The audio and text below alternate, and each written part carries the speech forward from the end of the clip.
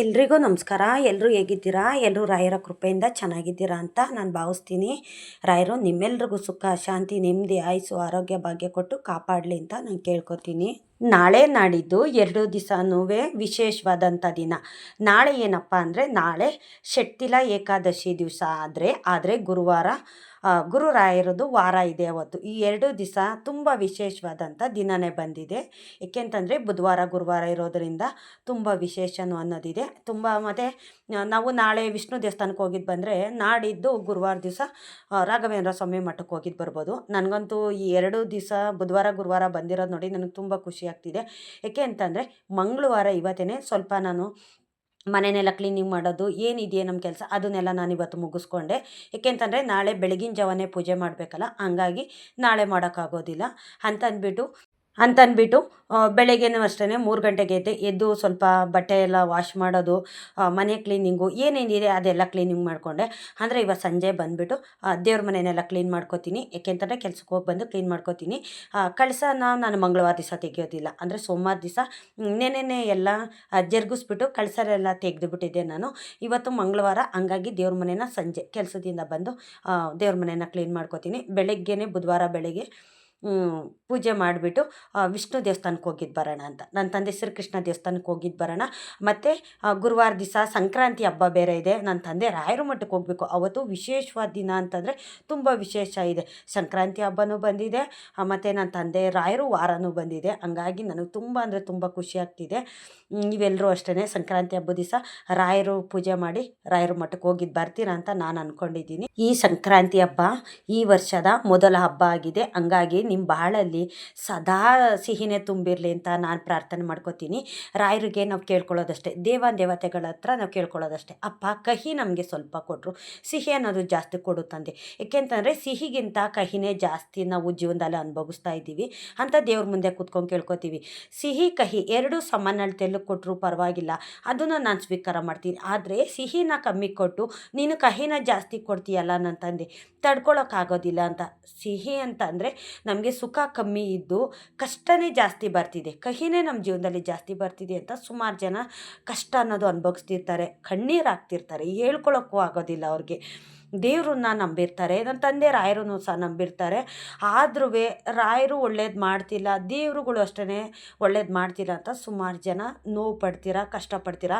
ಈ 2026ರಲ್ಲಿ ರಾಯರು ನಿಮ್ಮೆಲ್ಲರ ಜೀವನದಲ್ಲೂ ಸುಖ, ಶಾಂತಿ, ನೆಮ್ಮದಿ ಅನ್ನೋದು ಕೊಡಲಿ, ನಿಮ್ಮ ಬಾಳಲ್ಲಿ ಸದಾ ಕಾಲ ಸಿಹಿನೇ ತುಂಬಿರಲಿ ಅಂತ ನಾನು ನನ್ನ ತಂದೆ ಹತ್ರ ಪ್ರಾರ್ಥನೆ ಮಾಡಿ ಕೇಳ್ಕೊತೀನಿ. ನಾವು ಎಷ್ಟೇ ಒಂದು ದೇವ್ರ ನಂಬ್ತೀವೋ, ಎಷ್ಟು ದೇವ್ರ ಪೂಜೆ ಮಾಡ್ತೀವೋ ಅಷ್ಟು ನಮಗೆ ಒಳ್ಳೆಯದಾಗೋವಂಥದ್ದು. ಜನ ನಂಬಿದ್ರೆ ನಮಗೆ ಮೋಸ ಮಾಡ್ತಾರೆ, ಆದರೆ ಭಗವಂತನ ನಂಬಿದ್ರೆ ಯಾವತ್ತೂ ಅಷ್ಟೇ ಅದು ಮೋಸ ಆಗೋದಿಲ್ಲ. ನನಗೆ ಕೆಲವು ಟೈಮಲ್ಲಿ ಏನಾದರೂ ಮನಸ್ಸಿಗೆ ಬೇಜಾರಾದರೆ, ಯಾರಾದರೂ ಏನಾದರೂ ಮನಸ್ಸಿಗೆ ನೋವಾಗೋ ಥರ ಮಾತಾಡಿದ್ರೆ ನನಗೆ ಅವಾಗ ಅಳ್ತಾ ಮಲ್ಕೋತೀನಿ. ಯಾಕಪ್ಪ ನನಗೆ ಏನು ಕಷ್ಟ ಕೊಡಿಸ್ತಾ ಇದೆಯಾ? ನಾನು ಕಷ್ಟಪಟ್ಟು ದುಡಿದು ತಿಂದು ನಾನು ಮಲ್ಕೊಂಡ್ರು ನೆಮ್ಮದಿಯಾಗಿ ನಿದ್ದೆ ಮಾಡೋಣ ಅನ್ನೋದು ನನಗೆ ನೆಮ್ಮದಿ ಕೊಡ್ತಾ ಇಲ್ವಲ್ಲ ನೀನು. ಒಂದಲ್ಲ ಒಂದು ಕಡೆ ನೋವನ್ನು ಅದು ಕೊಡ್ತಾ ಇದೆಯಾ ನೀನು ಅಂತ ನಾನು ನನ್ನ ತಂದೆ ಮುಂದೆ ಕಣ್ಣೀರು ಹಾಕ್ಕೊಂಡು ನಾನು ಮಲ್ಕೊಂಡಾಗ, ಅವತ್ತು ರಾತ್ರಿ ನನ್ನ ತಂದೆ ನನ್ನ ಕನಸಿಗೆ ಬರೋವಂಥದ್ದು, ತಂದೆ ಶ್ರೀಕೃಷ್ಣ ಆಗಿರ್ಬೋದು, ಒಂದು ನವಿಲ್ಗರಿ ಆಗಿರ್ಬೋದು, ನನ್ನ ತಂದೆ ರಾಯರಾಗಿರ್ಬೋದು, ಬರ್ತಾರೆ ಅವ್ರು ನನ್ನ ಕನಸಲ್ಲಿ. ನೀನು ಎದ್ರು ಬೇಡ, ನಿನ್ನ ಜೊತೆಗೆ ನಾನು ಇದ್ದೀನಿ ಅಂತ ನನಗೆ ಬಂದು ನನಗೆ ಧೈರ್ಯ ಅನ್ನೋದು ಕೊಡ್ತಾರೆ ನನಗೆ. ಏಕೆಂತಂದರೆ ನನಗೆ ಜನ ದೂರ ಆಗಿದ್ದರೂ ಪರವಾಗಿಲ್ಲ, ಆದರೆ ದೇವತೆಗಳು ನನ್ನ ಜೊತೆಯಲ್ಲಿರೋ ಅಂಥದ್ದು. ನಾನು ದೇವ್ರುಗಳ್ನ ಎಷ್ಟು ನಂಬ್ತೀನಿ, ಎಷ್ಟು ಪೂಜೆ ಮಾಡ್ತೀನಿ ಅಂತಂದರೆ ಆ ಭಗವಂತನಿಗೆ ಗೊತ್ತು. ಏಕೆಂತಂದರೆ ನಾವು ಕಷ್ಟದಲ್ಲಿರಬೇಕಾದ್ರೆ ದೇವರೇ ಅಲ್ವಾ ನಮ್ಮ ಕಷ್ಟ ಎಲ್ಲ ದೂರ ಮಾಡೋದು. ಜನ ಅಂತೂ ಯಾವತ್ತೂ ಬರೋದಿಲ್ಲ ನಮ್ಮ ಕಷ್ಟ ದೂರ ಮಾಡೋದಕ್ಕೆ. ನಮ್ಮ ಕಷ್ಟ ಅಂತ ಗೊತ್ತಿದ್ರೂ ಸಹ ಅವ್ರು ಇನ್ನಷ್ಟು ಮತ್ತಷ್ಟು ಕಷ್ಟನೇ ಕೊಡ್ತಾ ಹೋಗ್ತಾರೆ. ಹಾಗಾಗಿ ಜನ ನಾನು ಯಾವತ್ತೂ ಅಷ್ಟೇ ಜಾಸ್ತಿ ನಂಬೋದಕ್ಕೆ ಹೋಗೋದಿಲ್ಲ. ಭಗವಂತನಲ್ಲಿ ನಾನು ಜಾಸ್ತಿ ಪ್ರಾರ್ಥನೆ ಮಾಡ್ಕೋತೀನಿ. ಮನಸ್ಸಲ್ಲಿ ಬೇಡದೇ ಇರೋದ್ರ ಬಗ್ಗೆ ನಾನು ಯೋಚನೆನ ಮಾಡಲ್ಲ. ನನಗೆ ಕಷ್ಟ ಕೊಡೋರ ಬಗ್ಗೆನೂ ಅಷ್ಟೇ ನಾನು ಜಾಸ್ತಿ ಯೋಚನೆ ಮಾಡೋಲ್ಲ. ನೀವು ಅಷ್ಟೇ, ಯಾರಾದರೂ ಕಷ್ಟ ಕೊಡ್ತಿದ್ದಾರಾ ಅಂತಂದ್ರೆ ಅವ್ರ ಬಗ್ಗೆ ಯೋಚನೆ ಮಾಡೋದಕ್ಕೆ ಹೋಗಬೇಡಿ. 24 ಗಂಟೆನೂ ಭಗವಂತನ ಒಂದು ಜ್ಞಾನ ಮಾಡಿ, ಭಗವಂತ ನನ್ನ ಪಾಲಿಗೆ ನೀವಿದ್ದೀರಾ, ನನ್ನ ಜೊತೇಲಿ ನೀವಿದ್ದೀರಾ, ನನ್ನ ಮನೆ ನನ್ನ ಮನಸ್ಸಲ್ಲಿ ನೀವಿದ್ದು ನನ್ನ ಕಷ್ಟನೆಲ್ಲ ನೀವು ದೂರ ಮಾಡಬೇಕು. ನನ್ನ ಜೊತೇಲಿದ್ದರೆ ಸಾಕು, ನೀವು ನನಗೆ ಏನೊಂದು ಕೊಡಬೇಡಿ, ನೀವು ನನ್ನ ಜೊತೇಲಿ ನೀವಿರಿ ಅಂತ ಭಗವಂತನ ಹತ್ರ ಇಷ್ಟು ಪ್ರಾರ್ಥನೆ ಮಾಡ್ಕೊಳ್ಳಿ. ಬೇಡದಿರೋ ಕಡೆಗೆ ನೀವು ತಲೆನೂ ಹಾಕೋದಕ್ಕೆ ಹೋಗಬೇಡಿ. ಹೋಗಬೇಡಿ, ಕಣ್ಣು ಆಡ್ಸೋದಕ್ಕೆ ಹೋಗಬೇಡಿ, ಯೋಚನೆ ಮಾಡೋಕ್ಕೆ ಹೋಗಬೇಡಿ. ಮತ್ತು ನಿಮಗೆ ಅವಮಾನ ಮಾಡೋ ಕಡೆ ನೀವು ಕಾಲಕ್ಕೂ ಸಹ ನಡೆಯೋದಕ್ಕೆ ಹೋಗಬೇಡಿ, ನೀವು ಆ ದಾರಿಗೆ ಹೋಗೋದಕ್ಕೆ ಹೋಗಬೇಡಿ. ಇವತ್ತೊಂದು ತುತ್ತು ಅನ್ನ ಕೊಡ್ತಾರೆ ಅಂತಂದರೆ ನಾಳೆ ಅವಮಾನ ಮಾಡ್ತಾರೆ. ಅಂಥ ಜಾಗಕ್ಕೆ ದಯವಿಟ್ಟು ಯಾರೂ ಅಷ್ಟೇ ಹೋಗೋದಕ್ಕೆ ಹೋಗಬೇಡಿ. ಯಾಕೆಂತಂದರೆ ಸಾಕಷ್ಟು ಜನ ಈ ಥರ ಒಂದು ಅವಮಾನ ಅನ್ನೋದು ಮಾಡ್ತಿದ್ದಾರೆ. ಯಾಕಪ್ಪ ಈ ಮಾತುಗಳನ್ನೆಲ್ಲ ಹೇಳ್ತಾ ಇದ್ದೀವಿ ಅಂತಂದರೆ, ನೀವಾಗ ಏನಾದರೂ ಒಂದು ಹೊರಗಡೆ ಯಾರಾದರೂ ಏನೋ ಫಂಕ್ಷನ್ ಕರೆದ್ರೋ ಇಲ್ಲ ಏನಾದರೂ ಒಂದಕ್ಕೆ ಅಂತ ಹೊರಗಡೆ ಹೋಗಿರ್ತಾರಲ್ಲ, ಆವಾಗ ಅಲ್ಲಿ ಅವಮಾನ ಮಾಡೋಂಥದ್ದು. ಏಕೆಂತಂದರೆ ಅವರು ಚೆನ್ನಾಗಿರೋದು ನೋಡಿ ಬೇರೆಯವ್ರ ಹತ್ರ ಹೇಳೋವಂಥದ್ದು ಇವ್ರ ಬಗ್ಗೆನ, ಅವ್ರಿಗೆ ಆಗಿದ್ರು ಹೀಗಿದ್ರು ನನ್ನಿಂದ ಮುಂದೆ ಬಂದರು ಅಂತ ಅವ್ರ ಎದುರುಗಡೆ ಅವ್ರಿಗೆ ಹೇಳಿದಾಗ ಆ ವ್ಯಕ್ತಿಗೆ ಎಷ್ಟು ಅವಮಾನ ಆಗುತ್ತೆ, ಎಷ್ಟು ನೋವಾಗುತ್ತೆ ಅಲ್ಲ. ಇವರೇನು ಒಂದು ಒಳ್ಳೆ ಕಾರ್ಯಕ್ಕೆ ಕರೆದಿದ್ದಾರಾ ಇಲ್ಲ ನಮ್ಗೆ ಅವಮಾನ ಮಾಡೋದು ಕರೆದಿದ್ದಾರಾ ಅಂತ ಅವರು ನೋವು ಪಡೋ ಅಂಥದ್ದು. ನಿಮಗೆ ಯಾರಿಗಾದ್ರೂ ಒಳ್ಳೇದು ಮಾಡಬೇಕು ಅಂತಂದರೆ ದಯವಿಟ್ಟು ಮಾಡಿ, ಆದರೆ ಕೆಟ್ಟದ್ದು ಮಾತ್ರ ಮಾಡೋದಕ್ಕೆ ಹೋಗಬೇಡಿ. ಕಾಲ ಇದೇ ರೀತಿ ಇರುತ್ತೆ ಅಂತ ತಿಳ್ಕೊಳ್ಳೋದಕ್ಕೋಸ್ಕರ ಹೋಗಬೇಡಿ. ನಿಮಗೆ ಕರ್ಮಕ್ಕೆ ಫಲ ಅನ್ನೋದು ನೀವು ಅನುಭವಿಸ್ಲೇಬೇಕು. ಪಾಪ ಕರ್ಮ ಅನ್ನೋದು ಭಗವಂತ ನೋಡ್ತಿರ್ತಾರೆ, ತಂದೆ ಶ್ರೀಕೃಷ್ಣ ಪರಮಾತ್ಮ ನೋಡ್ತಿರ್ತಾರೆ, ನನ್ನ ತಂದೆ ರಾಯರು ನೋಡ್ತಿರ್ತಾರೆ, ಮುಕ್ಕೋಟಿ ದೇವತೆಗಳು ಸಹ ನೋಡ್ತಿರ್ತಾರೆ. ದೇವ್ರುಗಳು ಕಣ್ಣು ಮುಚ್ಕೊಂಡು ಕೂತ್ಕೊಂಡಿರಲ್ಲ. ನಾವು ಅನ್ಕೋತೀವಿ ಕಷ್ಟ ಬರಬೇಕಾದ್ರೆ, ದೇವರೇ ನೀವು ಕಣ್ಣು ಮುಚ್ಕೊಂಡು ಕೂತಿದ್ದೀರಾ ತಂದೆ, ನಮಗೆ ಅವಮಾನ ಮಾಡೋರು ನೋಡಿ ನೀವು ಕಣ್ಣು ಮುಚ್ಕೊಂಡಿದ್ದೀರಾ ತಂದೆ ಅಂತ ನೋವು ಬಂದಾಗ ನಾವು ಹೇಳ್ತೀವಲ್ಲ, ಇಲ್ಲ, ದೇವರು ಎಲ್ಲನೂ ಸಹ ನೋಡ್ತಿರ್ತಾರೆ. ನೀನು ಎಷ್ಟು ಆಡ್ತೀಯೋ ಆಡು, ನೀನು ಎಷ್ಟು ಮೆರಿತೀಯ ಮೇರಿ, ಆದರೆ ಕರ್ಮಕ್ಕೆ ಫಲ ನೀನು ಅನುಭವಿಸ್ಲೇಬೇಕು ಅಂತ ಭಗವಂತ ಅವ್ರ ಕರ್ಮಕ್ಕೆ ಫಲ ಅನ್ನೋದು ಕೊಟ್ಟೆ ಕೊಡ್ತಾರೆ. ಇವತ್ತು ಅವ್ರು ನೋವು ಅನುಭವಿಸ್ತಿದ್ದಾರೆ ಅಂದರೆ ಅವ್ರ ಕಣ್ಣೆದುರುಗಡೆನೆ ಅವ್ರಿಗೆ ಅವಮಾನ ಮಾಡಿದಂಥವ್ರು ಸಹ ಅನುಭವಿಸ್ತಿರ್ತಾರೆ ಅಲ್ವಾ. ಸುಮಾರು ಜನಕ್ಕೆ ನಿಮ್ಗಳಿಗೂ ಸಹ ಯಾರಾದರೂ ಒಬ್ಬರು ಈ ಥರ ಮನಸ್ಸಿಗೆ ಬೇಜಾಗರ ಥರ ಮಾತಾಡ್ತು ಅಂತಂದರೆ, ಯಾರಾದರೂ ಮನಸ್ಸಿಗೆ ನೋವು ಮಾಡ್ತು ಅಂತಂದರೆ ದಯವಿಟ್ಟು ಅಂಥವ್ರ ಹತ್ರ ಜಾಸ್ತಿ ನೀವು ಕಾಲನ ಕಳೆಯೋದಕ್ಕೆ ಹೋಗಬೇಡಿ, ಟೈಮ್ ಅನ್ನೋದು ಕೊಡೋದಕ್ಕೆ ಹೋಗಬೇಡಿ. ನೋಡಿ, ನಮ್ಮನ್ನು ಬಯಸಿ ನಮ್ಮ ಪ್ರೀತಿ ಬಯಸಿ ಯಾರು ಬರ್ತಾರೋ ಅಷ್ಟೇ ಜನ ಸಾಕು. ನೀವು ಯಾರು ಪ್ರೀತಿನೂ ಬಯಸಿನೂ ಸಹ ನೀವು ಹೋಗೋದಕ್ಕೆ ಹೋಗ್ಬಿಡಿ. ಏಕೆಂತಂದರೆ ಕೇವಲ ಆಗ್ಬಿಡ್ತಾರೆ. ಈಗ ಯಾರಾದರೂ ಮೇಲ್ ಬಿದ್ದು ಅವ್ರ ಪ್ರೀತಿ ಬಯಸಿ ಹೋಯ್ತು ಅಂತಂದರೆ ಅವರು ಕೇವಲ ಆಗ್ತಾರೆ. ನಿಮ್ಮನ್ನು ಇಷ್ಟಪಡೋವಂಥವ್ರು ನಿಮ್ಮನ್ನೇ ಹುಡುಕೊಂಡು ನಿಮ್ಮ ಹತ್ರ ಬಂದಾಗ ಅದನ್ನು ನೀವು ಸ್ವಾಗತ ಅನ್ನೋದನ್ನು ಮಾಡಿ. ನಾವು ಯಾವುದಕ್ಕೂ ಅಷ್ಟೇ ಅಪೇಕ್ಷೆ ಅನ್ನೋದು ಪಡೋದಕ್ಕೆ ಹೋಗ್ಬಾರ್ದು. ಭಗವಂತ ಇದ್ದಾರಲ್ಲ, ಅವ್ರು ಯಾವ ಕಡೆ ನಮಗೆ ದಾರಿ ತೋರಿಸ್ತಾರೋ, ಯಾವ ಕಡೆ ದೃಷ್ಟಿ ಹರಿಸ್ತಾರೋ ಆ ಕಡೆ ನಾವು ನಡೀತಾ ಹೋಗಬೇಕು. ನಮ್ಮ ಜೀವನದಲ್ಲಿ ಏನಾದರೂ ಒಂದು ಮಾಡಬೇಕಾದ್ರೆ ಸರಿ ತಪ್ಪು ಅಂತ ನಮಗೆ ತಲೆಯಲ್ಲಿ ಒಂಥರ ಯೋಚನೆ ಅನ್ನೋದಿರುತ್ತೆ. ಇದು ಮಾಡಿದ್ರೆ ಒಳ್ಳೇದಾಗುತ್ತಾ, ಇದು ಮಾಡಿದ್ರೆ ಕೆಟ್ಟದಾಗುತ್ತಾ ಅಂತ. ದೇವ್ರ ಮುಂದೆ ಕುತ್ಕೊಂಡು ಕೇಳಬೇಕು. ನಾವು ಏನಂತ ಕೇಳಬೇಕು, ಅಪ್ಪ ಇದು ಸರಿನಾ, ಇದು ತಪ್ಪಾ, ಈ ದಾರಿಲಿ ಹೋದರೆ ಒಳ್ಳೇದಾಗುತ್ತಾ, ಈ ದಾರಿಲಿ ಹೋದರೆ ತಪ್ಪಾಗುತ್ತಾ, ನೀನೇ ಹೇಳು ತಂದೆ. ಏಕೆಂತಂದರೆ ಜನ ದಾರಿ ತಪ್ಪಿಸ್ತಾರೆ, ದಿಕ್ಕು ತಪ್ಪಿಸ್ತಾರೆ, ಆದರೆ ನೀನು ಸರಿಯಾದ ದಾರಿಲಿ ನನ್ನ ನಡೆಸ್ತೀಯ, ನನ್ನ ಜೀವನಕ್ಕೆ ಒಂದು ದಾರಿ ಮಾಡಿಕೊಡ್ತೀಯ. ನಿನ್ನನ್ನು ನಾನು ಅಷ್ಟು ನಂಬಿದ್ದೀನಿ. ನೀನು ನನ್ನ ಮನಸ್ಸಲ್ಲಿ ಇದ್ಕೊಂಡು ನನ್ನ ತಿದ್ದಿ ನೀನು ಬುದ್ಧಿ ಹೇಳಬೇಕು, ನನ್ನ ಒಳ್ಳೆ ದಾರಿಗೆ ತೊಗೊಂಡು ಬರಬೇಕು. ನಾನು ಕಷ್ಟದಲ್ಲಿ ಇರಬೇಕಾದ್ರೆ ನೀನು ತಾನೇ ನನಗೆ ಅನುಗ್ರಹ ಮಾಡೋದು. ಯಾರು ಬರೋದಿಲ್ವಲ್ಲ ನನಗೆ ಒಳ್ಳೇದು ಮಾಡೋದಕ್ಕೆ, ಒಂದು 3 ಕಾಸು ನನ್ನ ಕಷ್ಟಕ್ಕೆ ಯಾರೂ ಕೊಡೋದಿಲ್ವಲ್ಲ ತಂದೆ. ನನಗೆ ಏನೇ ಒಂದು ಕಷ್ಟ ಇದ್ದರೂ ನಿನ್ನ ಮುಂದೆ ನಾನು ಬೇಡಿಕೆ ಇಡ್ತೀನಿ, ನೀನು ಸರಿಯಾದ ಉತ್ತರನ ನನಗೆ ಕೊಡಬೇಕು, ಸರಿಯಾದ ದಾರಿಲಿ ನನ್ನ ನಡೆಸಬೇಕು ಅಂತ ನೀವು ನನ್ನ ತಂದೆ ಗುರುರಾಯರನ್ನು ನಂಬಿ. ನೀವು ಸಾಕಷ್ಟು ಕಷ್ಟಗಳು ಇದ್ದಾಗ ನಾವು ರಾಯರನ್ನ ನಂಬಿ ಒಂದು ಬೇಡಿಕೆ ಅನ್ನೋದು ಈ ಥರ ರಾಯರ ಮುಂದೆ ಇಟ್ವಿ ಅಂತಂದರೆ ಸರಿಯಾದ ದಾರಿನ ರಾಯರೇ ತೋರಿಸ್ತಾರೆ. ಆದರೆ ನೀವು ಈ ಥರ ಒಂದು ದಾರಿ ಕೇಳೋಕ್ಕೆ ಜನದ ಹತ್ರ ಹೋದಾಗ ಜನ ದಿಕ್ಕು ತಪ್ಪಿಸ್ತಾರೆ.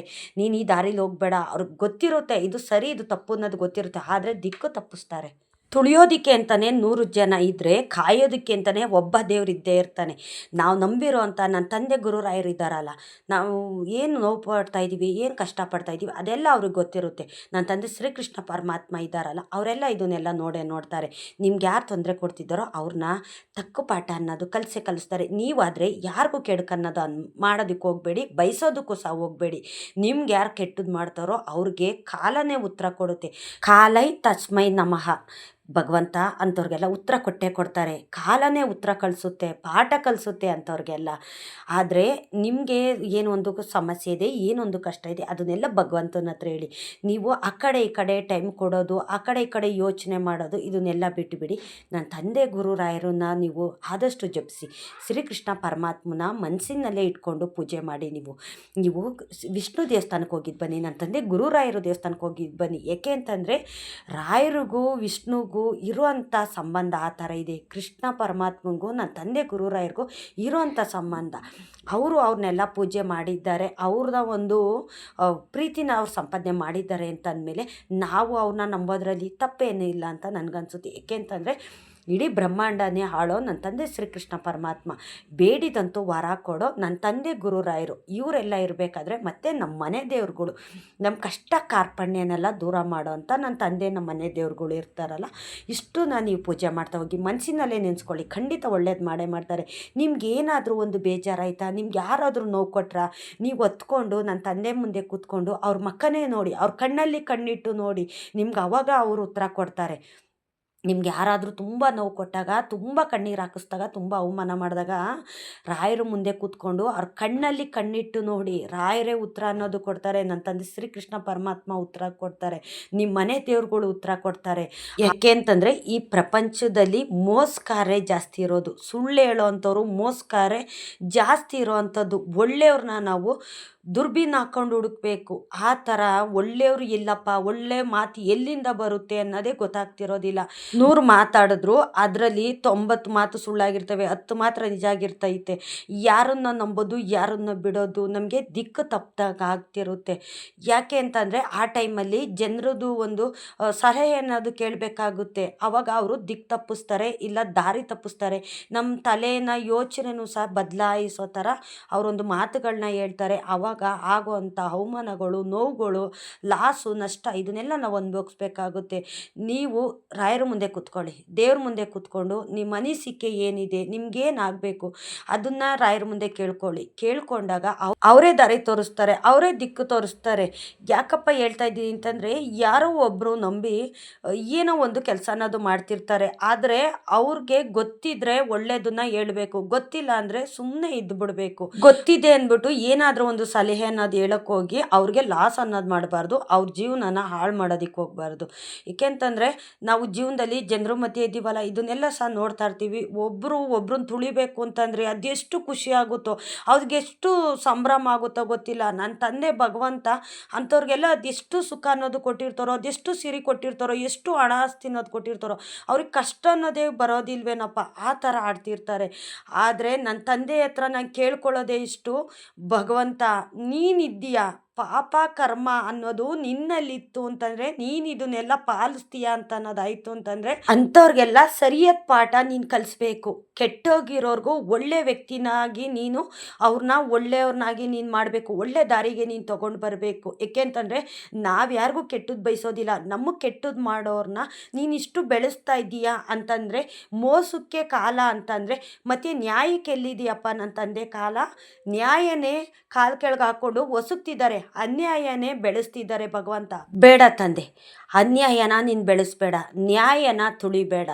ಸತ್ಯ ಧರ್ಮ ಭೂಮಿ ಮೇಲೆ ಇತ್ತು ಅನ್ನೋದಾಯಿತು ಅಂತಂದರೆ, ನಾವು ದೇವತೆಗಳನ್ನ ನಂಬಿರೋದು ಸತ್ಯ ಆಯಿತು ಅಂತಂದರೆ ಸತ್ಯ ಗೆಲ್ಲಬೇಕು, ಅನ್ಯಾಯ ತುಳಿಲೇಬೇಕು. ನೀನು ಯಾವತ್ತಿದ್ರೂ ಒಳ್ಳೆಯವ್ರ ಪಾಲಿಗೆ ನೀನು ಕಾಯೋ ಅಂತ ಕಾಮಧೇನು ಕಲ್ಪವೃಕ್ಷ ನೀನು ಆಗಬೇಕು. ಕೆಟ್ಟವ್ರ ಪಾಲಿಗೆ ನೀನು ಅವ್ರನ್ನ ತಿದ್ದಿ ಬುದ್ಧಿ ಹೇಳಿ ಅವ್ರನ್ನ ಒಳ್ಳೆ ದಾರಿಗೆ ತೊಗೊಂಬರೋ ಅಂತ ನನ್ನ ತಂದೆ ಶ್ರೀಕೃಷ್ಣ ಪರಮಾತ್ಮ ನೀನಾಗಬೇಕು ಭಗವಂತ. ನಾವು ದೇವ್ರ ಮುಂದೆ ಕೂತ್ಕೊಂಡು ಕೇಳ್ಕೊತೀವಿ, ದೇವ್ರು ಏನಕ್ಕೆ ಇಷ್ಟೊಂದು ಕಷ್ಟ ಕೊಡ್ತಾ ಇದೀಯ, ಏನಕ್ಕೆ ಇಷ್ಟೊಂದು ನೋವು ಕೊಡ್ತಾ ಇದೆಯಾ ಅಂತ ನಾವು ದೇವ್ರು ಕೇಳ್ಕೊತೀವಿ. ಆದರೆ ದೇವರೆಲ್ಲ ಕಷ್ಟ ಕೊಡೋದು ಜನಗಳು ಕೊಡೋದು. ನಾವು ಚೆನ್ನಾಗಿರೋದು ಸಹಿಸ್ಕೊಳ್ದೇ ಇರೋಂಥವ್ರು ಜನಗಳು ನಮಗೆ ಅಷ್ಟು ಹಿಂಸೆ ಕಷ್ಟ ಅನ್ನೋದು ಕೊಡ್ತಿರ್ತಾರೆ. ಕಷ್ಟ ನೋವು ಸಂಕಟನೆಲ್ಲ ನೀನು ದೂರ ಮಾಡಬೇಕು, ಒಳ್ಳೆಯವ್ರಿಗೆ ಒಳ್ಳೇದು ಮಾಡಬೇಕು, ಕೆಟ್ಟವ್ರಿಗೂ ಅಷ್ಟೇ ನೀನು ಒಳ್ಳೇದು ಮಾಡಿ ಅವ್ರನ್ನ ಒಳ್ಳೆ ದಾರಿಗೆ ತೊಗೊಂಡು ಬರಬೇಕು ಅಂತಲೇ ನಾನು ಕೇಳ್ಕೊಳ್ಳೋದು ಭಗವಂತ. ನನ್ನ ಮಾತಿನಿಂದ ಯಾರಿಗಾದ್ರೂ ಬೇಜಾರಾಗಿದ್ದರೆ, ಯಾರಿಗಾದ್ರೂ ನೋವಾಗಿದ್ರೆ ದಯವಿಟ್ಟು ಕ್ಷಮಿಸಿ. ಏಕೆಂತಂದರೆ ಪ್ರತಿಯೊಬ್ಬ ಮನುಷ್ಯನಿಗೂ ಒಂದೊಂದಲ್ಲ ಒಂದು ಕಷ್ಟ ಅನ್ನೋದಿರುತ್ತೆ, ಪ್ರತಿಯೊಬ್ಬರಿಗೂ ಈ ಥರ ಒಂದು ನೋವು ಅನ್ನೋದಿರುತ್ತೆ. ಅದಕ್ಕೆ ನಾನು ಇದ್ದಾಗೆ ನಾನು ವಿಡಿಯೋದಲ್ಲಿ ಹೇಳೋ ಅಂಥದ್ದು.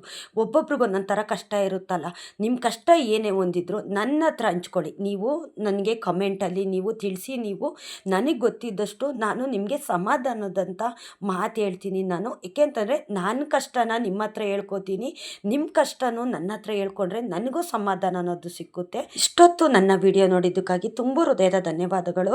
ರಾಯರು ನಿಮ್ಮೆಲ್ರಿಗೂ ಸುಖ ಶಾಂತಿ ನೆಮ್ಮದಿ ಆಯುಸ್ಸು ಆರೋಗ್ಯ ಭಾಗ್ಯ ಕೊಟ್ಟು ನೀವು ಕೇಳಿದಂಥ ವರ ಕೊಟ್ಟು ನಿಮ್ಮ ಕಣ್ಣೀರನ್ನೆಲ್ಲ ದೂರ ಮಾಡಲಿ ಅಂತ ನಾನು ತಂದೆ ರಾಯರ ಹತ್ರ ಕೇಳ್ಕೊತೀನಿ.